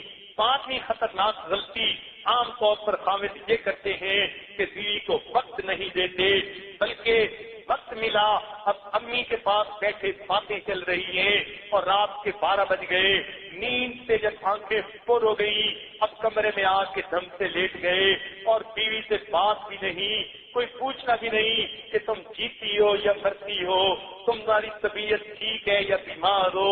اب ایسا اگر خامد بیوی کو وقت ہی نہیں دے گا تو صاف ظاہر ہے کہ یہ بہت بڑی غلطی ہے، یہ اس کا شرعی تقاضا ہے کہ بیوی کو وقت ملے خامد کا، لہذا وقت دینا چاہیے۔ کچھ نوجوانوں میں یہ عادت ہوتی ہے دوستوں کی محفل کی زینت بن کے بیٹھ جاتی ہیں اور رات کو 12-1 بجے گھر آنے کی عادت ہوتی ہے، یہ لوگ اپنے گھر کو اجاڑ بیٹھتے ہیں، دوستوں کی محفل کو سنوار بیٹھتے ہیں، تو بھلا کیا فائدہ اس کا؟ لہذا بیوی کو وقت دینا چاہیے. کئی گھر میں آگ کو جلدی جاتے ہیں لیکن بہن بھائیوں میں بیٹھے ہیں یا کسی یعنی ماں کے پاس بیٹھے ہیں، والد کے پاس بیٹھے ہیں، دوسرے افراد خانہ کے پاس بیٹھے رہتے ہیں مگر بیوی کو وقت نہیں دیتے. یہ چیز بالآخر جو ہے جھگڑے کا ذریعہ بنتی ہے. یہ بیوی کا بنیادی وقت ہے. اب حق ہے کہ خامد اس کو وقت دے. کئی مرتبہ نیکوکاری کی وجہ سے لوگ اپنی بیوی کو وقت نہیں دے سکتے. اب میں راستے میں جا رہا ہوں، محفل ذکر میں جا رہا ہوں، میں پیر صاحب کی محفل میں جا رہا ہوں، یا اب میں اپنے استاد سے پڑھنے کے لیے جا رہا ہوں، مدرسے میں جا رہا ہوں، یا اب میں گشت کرنے کے لیے جا رہا ہوں. یہ سب لوگ دین کے کاموں میں لگنے والے مگر ان کو دین کے کام کو اتنا اوپر سوار کر لیتے ہیں کہ بیوی کو گھر میں وقت نہیں دیتے. یہ نیک لوگ ہوتے ہیں، متقی پرہیزگار ہوتے ہیں مگر بہت بڑی غلطی کر لیتے ہیں. جب بیوی کو وقت نہیں دیتے تو نتیجہ اس کا کیا ہوتا ہے؟ گھر کی زندگی بے مزہ ہوتی ہے. چنانچہ ایک مرتبہ امیر المومنین حضرت عمر لانو کے دور میں ایک عورت آئی، ابی بن کعب لانو کی عدالت تھی. ان کے سامنے آ کر اس نے اپنے خامد کی تعریفیں شروع کر دی. کہنے لگی میرا خامد بڑا نیک ہے، بہت اچھا ہے، سارا دن روزہ رکھتا ہے، ساری رات نوافل پڑھتا ہے، اللہ کا قرآن پڑھنے میں گزار دیتا ہے. اور یہ کہہ کے وہ چپ ہو گئی. حضرت لانو بڑے حیران ہوئے کہ یہ عورت اپنے خامد کی بڑی تعریفیں کر رہی ہے. تھوڑی دیر بعد پھر پوچھا تو کیوں آئی؟ اس نے پھر یہی کہا میرا خامد بڑا نیک ہے، سارا دن روزہ رکھتا ہے، ساری رات عبادت میں گزار دیتا ہے. یہ کہہ کر پھر چپ ہو گئی. عمر لانو بات نہ سمجھ سکے، حیران تھے. تو ابی بن کعب لانو نے کہا کہ امیر المومنین اس عورت نے بڑے پیارے لفظوں سے اپنے خامد کی ایک کمزوری آپ کے سامنے پیش کر دی اور یہ آپ کی خدمت میں حاضر ہوئی ہے تاکہ آپ اس کے خامد کو سمجھائیں. عمر لانو نے کہا کون سی کمزوری؟ اس کا خامد تو بڑا نیک نظر آتا ہے. انہوں نے فرمایا یہی تو وہ کہنا چاہتی ہے، سارا دن روزہ رکھتا ہے اور ساری رات عبادت کرتا ہے، بیوی کے پاس گزارنے کے لیے اسے فرصت ہی نہیں. تب عمر لانو سوچنے لگے وہ کتنے پیارے انداز سے بیوی نے اپنے خامد کی شکایت کی. چنانچہ انہوں نے خامد کو بلایا. وہ ایک صحابی تھے، بڑے نیک تھے، اللہ کی محبت میں سرشار تھے. اللہ کی محبت ان کو دن میں بھی روزے سے رکھتی اور ساری رات مصلے سے کھڑا رکھتی، قرآن کی تلاوت کی لذتیں لیتے تھے. جب وہ آئے تو انہوں نے بھی کہا جی ہاں میری بیوی کی طرف اتنا توجہ نہیں جاتی، لہذا میں اللہ کے قرآن میں اتنا مزہ پاتا ہوں. تو حضرت عمر لانو نے ابی بن کعب لانو سے فرمایا جب آپ نے مسئلے کو سمجھا اب آپ مسئلے کا حل بھی آپ سمجھا دیجئے. چنانچہ ابی بن کعب لانو نے ان کو کہا کہ دیکھو شریعت نے حکم دیا ہے اس لیے تم اپنی بیوی کو وقت دو.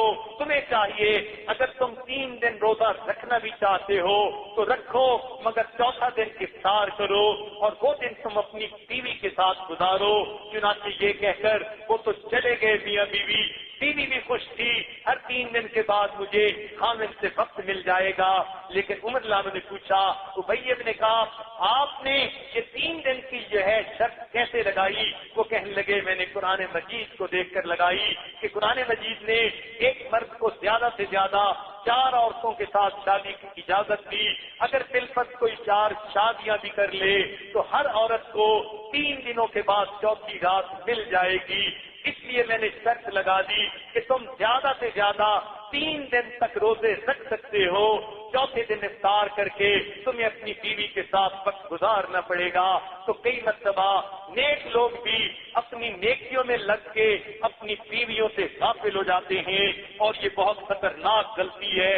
اسی لیے کئی مرتبہ کام میں لوگ چلے جاتے ہیں، بیوی کو وقت نہیں دیتے.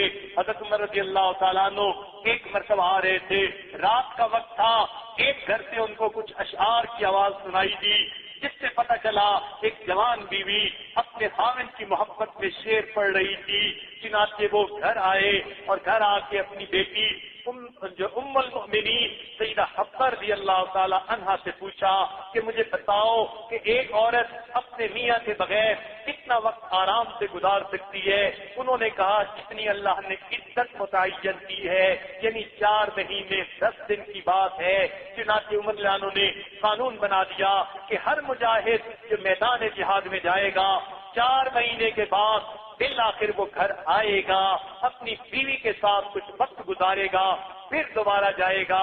چنانچہ اگر ام المومنین سیدہ حفصہ رضی اللہ تعالیٰ عنہا اتنی پاکیزہ شخصیت جو امت کی ماں ہے، وہ فرماتی ہے کہ 4 مہینے کی مدت زیادہ سے زیادہ ہے، تو پھر جو لوگ سالوں اپنی روزی کی خاطر دوسرے ملکوں میں رہتے ہیں، وہ جی جوان بیٹا ہے مگر انگلینڈ چلا گیا اور جو ہے اس کی بیوی ہمارے پاس رہتی ہے، اب ذرا وہ خود سوچیں کہ جب بیوی 1 سال 2 سال خامد کے بغیر رہے گی تو پھر گھر میں کیا معاملہ ہوگا؟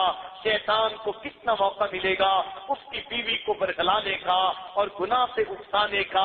ادھر بیوی گناہ کرے گی، ادھر خامد گناہ کرے گا، اور اگر گناہ نہیں بھی کریں گے تو گناہ کی حسرت تو ہر وقت ان کے ذہن میں رہے گی صحیح، تو پھر بھی تو عبادت میں دل نہیں لگے گا۔ لہذا ایسی صورتحال سے بچنا چاہیے جس میں کہ میاں بیوی ایک دوسرے سے 4 مہینے سے زیادہ جدا ہو۔ ہاں کبھی کوئی ایسی ضرورت ایک مرتبہ پڑ جائے کہ جیسے دل پر کوئی 9 مہینے کے لیے چلا گیا، سال کے لیے چلا گیا، بیوی بھی بخوشی اجازت دیتی ہے، خامد بھی ہے، تو پھر ایسی صورتحال میں یقیناً بیوی اپنے وعدے کا پاس کرے گی، اس لیے کہ اس کے مشورت سے یہ بات طے ہوئی۔ مگر عام حالات میں ہم دیکھتے ہیں کہ بچے دوسرے ملکوں میں کام کاروبار کرنے کے لیے، کوئی سعودی عرب گیا 5 سال سے نہیں آیا، کوئی فلاں جگہ گیا 7 سال سے نہیں آیا، یہ بہت معیوب بات ہے، ہرگز نہیں۔ بیوی کا حق ہے اور یہ وقت دینا خامد کی ذمہ داری ہے۔ روزی ملتی ہے نہیں ملتی، گھر واپس آؤ، تم بھی بھوکے رہو گے، بیوی تمہارے ساتھ بھوک برداشت کر لے گی، اسے تمہاری ضرورت ہے، اسے مرغن غذاؤں کی ضرورت نہیں۔ لہذا اس پوائنٹ کو بھی ذہن میں رکھنا چاہیے، اور یہ خطرناک غلطی کبھی نہیں کرنی چاہیے کہ انسان اپنی بیوی کو وقت نہ دے سکے۔ چھٹی خطرناک غلطی عام طور پر جو حامل کر لیتے ہیں وہ یہ کہ گھر میں اصولوں کی پابندی بیوی سے کرواتے ہیں مگر خود اصولوں کی پابندی نہیں کرتے، یہ بہت بڑی غلطی ہے۔ بیوی کو تو کہیں گے تم نے کزن سے پردہ کرنا ہے، کزن سے بات نہیں کرنی، لیکن جب اپنی کزن آتی ہے خود اس سے پردہ نہیں کرتے، خود اس سے ہنس ہنس کے باتیں کر رہے ہوتے ہیں۔ بیوی کو کہتے ہیں تم نے نامحرم کی طرف دیکھنا نہیں، اور خود بیوی کی موجودگی میں نامحرم لڑکیوں کو للچائی نظروں سے دیکھ رہے ہوتے ہیں۔ پھر یہ جھگڑا نہیں بنے گا تو کیا بنے گا؟ اصول سب کے لیے ہیں، اگر اصول اس کے لیے ہیں تو اصول آپ کے لیے بھی ہیں۔ چنانچہ مجھے کیلیفورنیا میں ایک ایسی خاتون ملی بیچاری نیک تھی مگر اس کا خامد اس کو فل حجاب میں رکھتا مگر اپنے لیے آزادی، وہ بیچارہ کوئی غیر مقلد قسم کا نوجوان تھا۔ بیوی کو کہتا تمہارے لیے حجاب کا حکم ہے، اور مزے کی بات ذرا دیکھیے کہ ایک مرتبہ چھٹی کے دن بڑا خوش ہوا، کہنے لگا چلو میں تمہیں بیچ پہ لے کے جاتا ہوں۔ اب وہ بیچ پہ لے کے اپنی بیوی کو گیا، ہاتھ میں دستانے پہنائے اور پورا اوپر سے جو ہے نقاب والا برقع پہنایا، پاؤں میں جرابیں پہنائی، تو بیوی کو تو اس طرح پہنا کے لے گیا، اور جب خود ساتھ گیا تو اس نے شارٹ پہن لی اور اس کی رانیں آدھی ننگی ہیں، اور وہ بیچ کے اوپر بیوی کو لے کے جا رہا ہے۔ تو میاں تم ذرا عقل کے ناخن تو لو، تمہاری مت ماری گئی، تمہاری عقل چلی گئی۔ بیوی کے لیے تو اتنی پابندیاں، اور اپنے لیے تمہاری یہ حالت ہے کہ شارٹ پہن کے آدھی رانیں ننگی کر کے تم دوسری جگہ جا رہے ہو جہاں غیر مسلم لڑکیاں بھی ننگی پھرتی ہیں، اور پھر وہ خود غیر مسلم لڑکیوں کو تو دیکھتا رہتا اور یہاں تک کہ کمنٹس بھی کرتا یہ لڑکی ایسی ہے، یہ ایسی لگ رہی ہے۔ اب سوچ سکتے ہیں اس کی بیوی کے دل پہ کیا گزر رہی ہوگی کہ مجھے تو اس نے یوں قید میں بٹھا دیا ہے، اور اپنی حالت یہ ہے کہ انگریز لڑکیوں کو فقط چند انچ کے کپڑوں میں جو وہ نہاتے ہوئے پہنتی ہیں ان میں چلتے ہوئے دیکھتا ہے، اور پھر کمنٹ بھی کرتا ہے اس کی چال ایسی، اس کی شکل ایسی، اس کا فلاں ایسا، تو یہ تو خامد کی انتہائی بے وقوفی ہوتی ہے۔ بہرحال یہ ایک بات سمجھنے کی ہے کہ کبھی انسان اگر گھر کے اندر اصول بناتا ہے تو اصول سب کے لیے ہوتے ہیں۔ اگر بیوی کے لیے اصول ہیں تو خامد کے لیے بھی اصول ہوتے ہیں۔ اگر خامد پابندی نہیں کرے گا تو بیوی سے پابندی کی پھر کیا جو ہے توقع کر سکتا ہے کہ بیوی کو تو کہے تم نیک بن کر رہو اور خود جو ہے بیٹھا ہوا کیبل دیکھ رہا ہو اور خود بیٹھا ہوا نیوڈ کلب کی فلمیں دیکھ رہا ہو، پھر تو ہے گھر کے اندر جھگڑے ہی ہوں گے، لڑائیاں ہی ہوں گی۔ لہذا یہ غلطی بھی کبھی نہیں کرنی چاہیے۔ ساتویں خطرناک غلطی جو عام طور پر خامد کر لیتے ہیں وہ یہ ہے کہ بیوی کی چھوٹی چھوٹی باتوں پہ نکتہ چینیاں کرتے ہیں، حتیٰ کہ یہ نکتہ چینی بڑھتے بڑھتے یہاں تک بڑھ جاتی ہے ہر وقت بیوی کو شک کی نظر سے دیکھنے لگ جاتے ہیں۔ یہ شک ایک مرض ہے، اگر کسی کو یہ مرض لگ جائے تو اس کو تو پھر ہوا پہ بھی تنقید کرنی ہوتی ہے، ہوا پہ بھی اس کو شک ہو جاتا ہے یہ اس وقت کیوں ہل رہی ہے، میری بیوی کو کوئی میسج تو نہیں لا کے دے رہی۔ ہم نے تو یہاں تک دیکھا کہ شک والے بندے کا حال اتنا برا کہ اگر اس کی بیوی اپنے سگے بھائی سے بات کرتے ہوئے مسکرا پڑتی ہے تو خامد کے دل کے اندر شک پڑ جاتا ہے یہ سگے بھائی سے مسکرا کے باتیں کیوں کر رہی ہے۔ آپ اندازہ تو کیجئے کیا عقل سے پردے پڑ گئے کہ ایک شادی شدہ لڑکی اپنے بھائی سے بھی پیار کی بحث سے بات نہیں کر سکتی تو پھر کس سے کر سکتی ہے؟ تو اس کی بنیادی وجہ تنقید والی طبیعت، چھوٹی چھوٹی چیزوں پہ تنقید کی عادت نہیں ڈالنی چاہیے۔ کئی لوگوں کو دیکھا آ کے بیٹھیں گے دسترخوان کے اوپر 10 چیزیں بنی ہوئی ہیں مگر جو اچھی چیزیں ہیں ان کی تعریف کرنے کے لفظ تو ایک زبان سے نہیں نکلے گا۔ اگر چٹنی میں نمک زیادہ ہے فوراً کہیں گے چٹنی میں نمک زیادہ ہے یا فلاں چیز میں یہ زیادہ ہے، تو تنقید فوراً کر دیتے ہیں اور تعریف کی کبھی توفیق نہیں ہوتی۔ چنانچہ ایک جگہ میرا جانا ہوا، وہاں پر ایک وزیر صاحب تھے، ان کی بیوی نے اپنے میاں کی بات بتائی کہ ساری زندگی میں نے ان کے کھانے خود پکائے، آج تک انہوں نے کبھی میرے کھانے کی تعریف نہیں کی۔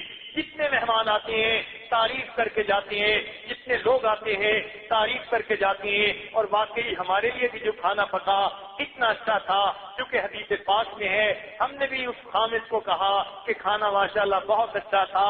اب اس نے یہ بات جب بیوی کو بتائی، بیوی آج بگولا ہو گئی کہ تمہیں تو کبھی توفیق نہ ملی 2 لفظ کہنے کی۔ چنانچہ اس وقت ہمیں احساس ہوا کہ واقعی یہ بہت بڑی غلطی ہوتی ہے کہ انسان چھوٹی چیزوں پہ نکتہ چینیاں تو فوراً شروع کر دے اور اس کی زبان سے کبھی خیر کی بات نہ نکلے۔ اس لیے کئی نوجوانوں کو دیکھا کہ باہر دوستوں کی محفل میں وہ گلاب کے پھول بنے ہوئے ہوتے ہیں اور گھر کے اندر آتے ہیں تو کریلا نیم چڑا بنے ہوئے ہوتے ہیں، ایسے کڑوے کہ بندہ تھو تھو کر دے۔ یوں بن کے گھر میں آتے ہیں تو پھر بیوی کو گھر میں کیسے سکون ملے گا؟ اس لیے یہ 7ویں غلطی کبھی نہیں کرنی چاہیے کہ انسان کبھی بھی اپنی جو ہے گھر میں چھوٹی چھوٹی چیزوں پہ نکتہ چینیاں نہ کرے۔ کئی لوگوں کو بچوں پہ نکتہ چینیوں کی عادت ہوتی ہے، ذرا سا اونچا بول پڑے فوراً کیوں اونچا بول رہے ہیں، ارے بچے ہیں اونچا نہیں بولیں گے، کھیلیں کودیں گے نہیں، بھاگے دوڑیں گے نہیں تو پھر یہ کیا کریں گے؟ تو نکتہ چینی کی عادت نہیں، اصولی باتیں ہو ان کو سمجھانا چاہیے، بڑی باتوں کو بتانا چاہیے، چھوٹی چھوٹی باتوں کو نظر انداز کر دینا چاہیے۔ دیکھیں لوگ مشین بھی بناتے ہیں، روبوٹ بھی بناتے ہیں، اس کے پرزے فٹ کرنے ہوتے ہیں، ان میں بھی کلیئرنس اینڈ ٹالرنس رکھنی ہوتی ہے، تب پرزے آپس میں فٹ ہوتے ہیں۔ تو جب ہر چیز میں کلیئرنس اینڈ ٹالرنس ہوتی ہے تو گھر میں بھی کچھ ٹالرنس ہونی چاہیے، خامد کو کچھ چیزیں برداشت کر لینی چاہیے، چھوٹے بچوں کی باتیں یا بیوی کی کوئی بات ایسی برداشت ہونی چاہیے۔ ہاں اگر کوئی بڑی بات ہے، اصولوں کے خلاف ہے، شریعت میں گناہ ہے، اس پر تو واقعی ایکشن لینے کی ضرورت ہوتی ہے، مگر معمولی باتوں میں نکتہ چینی یہ تو واہیات کی بات ہے۔ کسی نے کیا اچھی بات کہی، to run a big show one should have a big heart. اچھا گھر چلانے کے لیے بندے کو دل بھی بڑا کر لینا چاہیے۔ لہٰذا یہ بھی خطرناک غلطی ہے کہ انسان ہر وقت نکتہ چینی کرتا رہے اور دوسرے کو شک کی نظر سے دیکھتا رہے۔ 8ویں اور خطرناک غلطی یہ ہے کہ انسان دوسروں کی وجہ سے اپنی بیوی کے ساتھ جھگڑ دیتا ہے. یہ بہت بڑی غلطی ہے. ایک اصول یاد رکھیے، اس عاجز کا تجربہ ہے، میاں بیوی ایک دوسرے کی وجہ سے کبھی نہیں جھگڑتے. جب بھی جھگڑتے ہیں کبھی نہ کبھی تھرڈ پرسن کی وجہ سے جھگڑتے ہیں. وہ تھرڈ پرسن وہ خاوند کی ماں بھی ہو سکتی ہے، خاوند کی بہن بھی ہو سکتی ہے، بیوی کی ماں باپ بھی ہو سکتے ہیں، بیوی کے بہن بھائی بھی ہو سکتے ہیں، بزنس ہو سکتا ہے، کوئی اور چیز ہو سکتی ہے. ہمیشہ تیسرے کی وجہ سے میاں بیوی کے درمیان جھگڑے ہوتے ہیں. لہذا کبھی بھی آپس میں نہیں جھگڑنا چاہیے کسی تیسرے کی وجہ سے، اور تیسروں کو بھی خیال کرنا چاہیے کہ کوئی ایسی بات نہ کرے جس سے میاں بیوی کے درمیان جھگڑے ہوں. یاد رکھنا، لیلۃ القدر میں سب بندوں کی بخشش ہو جاتی ہے، چند بندوں کی بخشش نہیں ہوتی. حدیث پاک میں فرمایا گیا، ایک وہ بندہ جس کے دل میں مومن کے بارے میں کینہ ہوتا ہے اللہ تعالیٰ اس کی بخشش نہیں کرتے، اور ایک وہ بندہ جو کسی میاں بیوی کے درمیان جھگڑا کھڑا کر دیتا ہے، میاں بیوی کے درمیان نفرت کا باعث بن جاتا ہے، میاں بیوی کے درمیان دوری کا باعث بن جاتا ہے. حدیث پاک میں فرمایا گیا کہ ایسے بندے کی شب قدر کے اندر بھی مغفرت نہیں کی جاتی. لہذا ساس کو بھی سوچنا چاہیے، اگر میں نے کوئی ایسی بات کر دی جس کی وجہ سے میرے بیٹے نے بیوی سے جھگڑا کر لیا تو میں کہیں ان میں تو شامل نہیں ہو جاؤں گی. سسر کو بھی یہی سوچنا چاہیے، نند کو بھی یہی سوچنا چاہیے، رشتے داروں کو بھی یہی سوچنا چاہیے، ہم کوئی بات ایسی نہ کریں ہماری وجہ سے میاں بیوی کے درمیان فاصلہ ہو جائے. اگر فاصلہ ہو گیا یہ اتنا بڑا گناہ ہے، اللہ تعالیٰ شب قدر میں بھی بخشش نہیں کرتے، پھر ہمارا کیا بنے گا.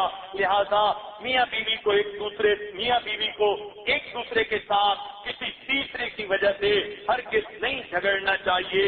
یہ 8ویں بڑی خطرناک غلطی ہوتی ہے. 9ویں خطرناک غلطی وہ یہ ہوتی ہے کہ چھوٹی چھوٹی بات پہ انسان اپنی بیوی پہ شک کرتا ہے، الزام لگا دیتا ہے. یہ جو الزام کی بات ہے یہ بہت بڑی بری ہوتی ہے. خامن نے دیکھا بیوی فون پہ بات کر رہی ہے، وہ بتا بھی رہی ہے کہ میں نے فلاں سے یہ بات کی، نہیں تمہیں کس کا فون آیا. اس قسم کے شک میں نہیں پڑنا چاہیے جب تک کہ کوئی ٹھوس بات سامنے نہ آئے یا شرعی دلیل سامنے نہ آ جائے. چھوٹی چھوٹی باتوں پہ شک میں آ جانا اور الزام لگا دینا یہ گھر کی بنیاد اکھاڑ دیتی ہے. یاد رکھنا، بیوی خامد کا ہر ظلم برداشت کر سکتی ہے، خامد کا الزام برداشت نہیں کر سکتی.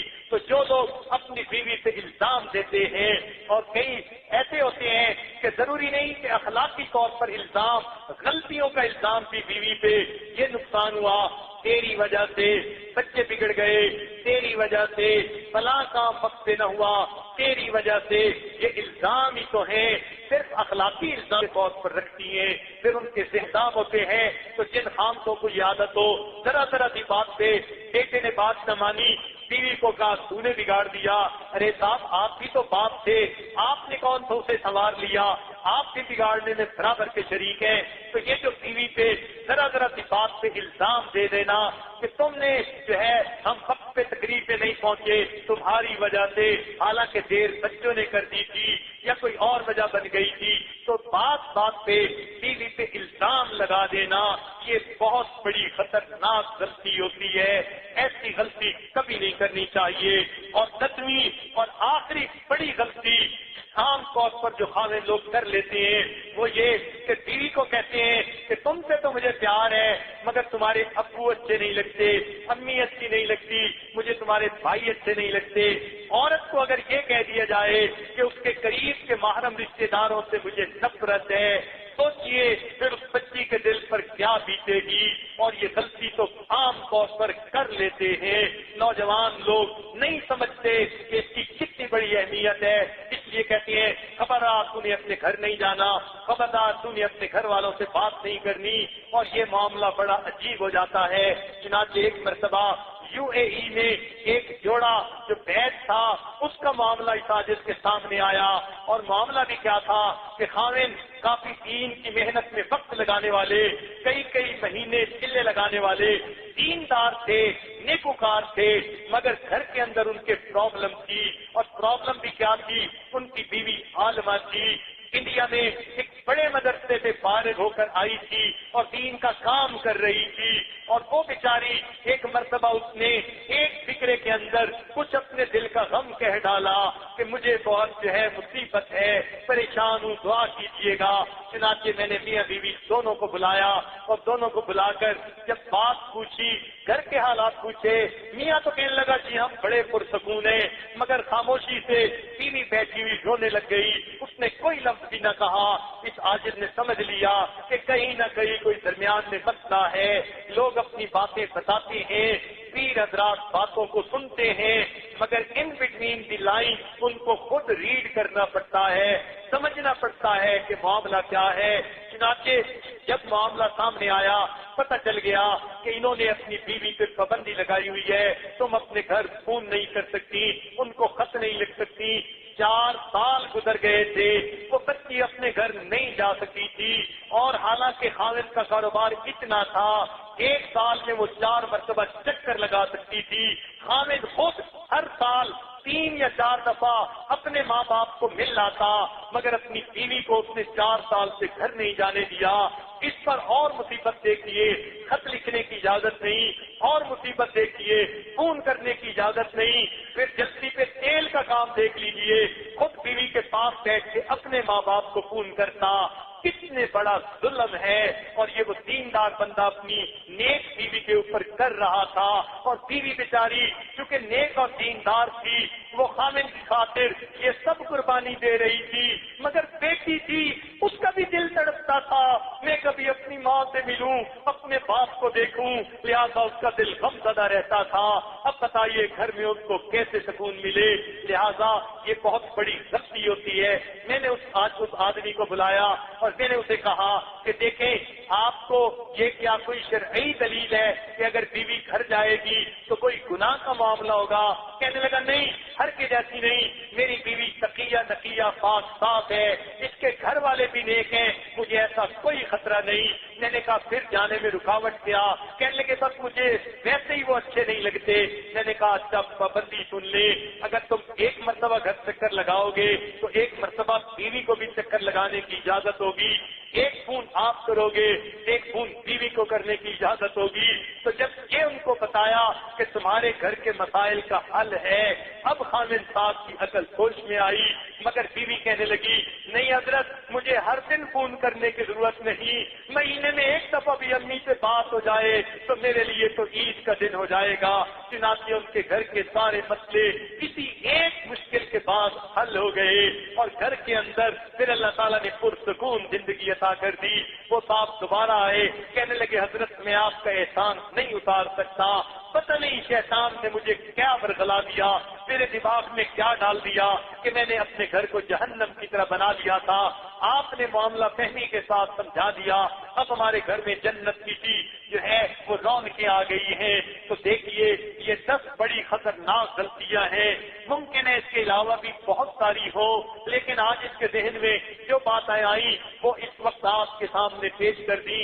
ان غلطیوں سے خاوندوں کو بچنا چاہیے، اگر بچیں گے تو اللہ رب العزت ان کو پھر خوشیوں بھری زندگی عطا کریں گے، گھر کے اندر بھی سکون ہوگا، اور اللہ تعالیٰ کے ہاں بھی ان کو عزتیں ملیں گی، اللہ رب العزت کے ہاں بھی ان کو جو ہے اللہ رب العزت کے ہاں بھی ان کو نیکی ملے گی۔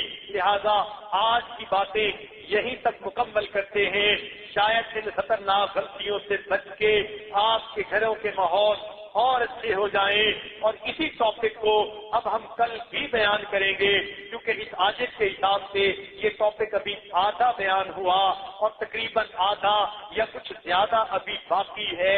لہذا پہلی ترتیب کے مطابق جب تک یہ ٹاپک مکمل نہیں ہوگا تب تک دوسرا ٹاپک ہم نہیں شروع کریں گے۔ لہذا کل بھی انشاءاللہ خامدوں کے بارے میں جو دوسرا حصہ بیان کا رہ گیا وہ انشاءاللہ ہم بیان کریں گے. ابھی چونکہ تقریباً 1.5 گھنٹہ بیان ہو چکا، اتنا کافی ہے. مزید باتیں بتا بھی دیں گے، سننے والے بھی تھک کے اس کو دل سے نہیں سنیں گے. اور جو مرد لوگ بیٹھے ہیں وہ تو پہلے ہی چاہتے ہیں کہ جلدی ٹاپک ختم ہو تاکہ ہمیں مجھے یہ نصیحتیں زیادہ نہ سننی پڑے.